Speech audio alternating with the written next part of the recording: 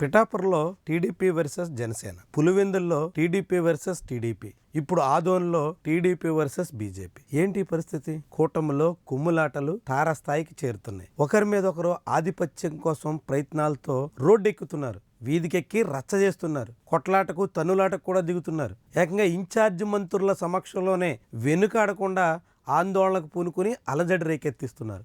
పులివెందుల్లో సవితమ్మ సమక్షంలోనే అక్కడ ఎమ్మెల్సీ, మాజీ ఎమ్మెల్సీ వర్గాలు నేరుగా వివాదానికి దిగాయి.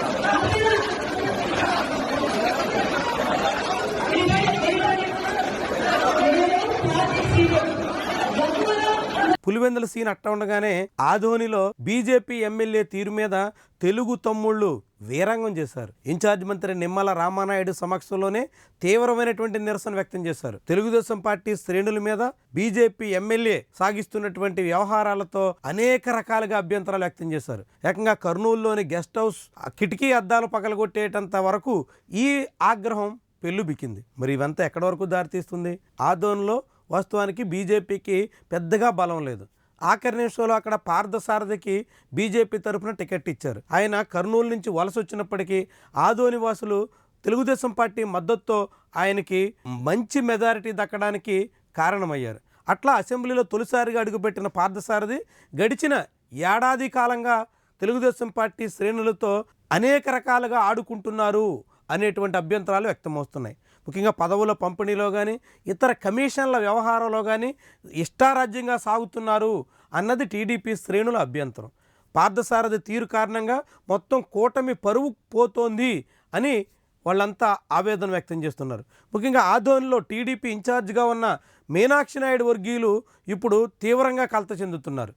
మరొక వైపు టీడీపీలో ఉన్నటువంటి వర్గపోరు, బీజేపీ నాయకత్వం వ్యవహరిస్తున్నటువంటి తీరు అన్నీ కలిసి ఆదోన్లో కూటమిని పరువు బజారుకి ఇచ్చేలా మారుస్తున్నాయి. మరి ఇది ఎక్కడి వరకు దారితీస్తుంది? అనేక చోట్ల ఇదే రీతిలో కూటమిలో కలహాలు చెలరేగుతున్నప్పటికీ అడ్డుకోవడంలో అధిష్టానం చేష్టలుడిగి చూస్తున్నట్టుగా కనిపిస్తుంది. కనీసం ఇలాంటి సమస్యలు సర్దుబాటు చేద్దాం అనే దానికి కూడా సిద్ధం కావడం లేదు. ఎక్కడికెక్కడ సమస్యని పరిష్కరించాల్సింది పోయి కాలయాపనతో గడిపేద్దాం అనేటువంటి రీతిలో అధినేతలు ఉన్నట్టుగా కనిపిస్తోంది. దీంతో క్షేత్రస్థాయిలో ఆయా పార్టీల నాయకులు తగులకు దిగుతూ తన్నులాట వరకు వస్తున్నారు. ఇది మరింత ముదిరేలా కనిపిస్తుంది.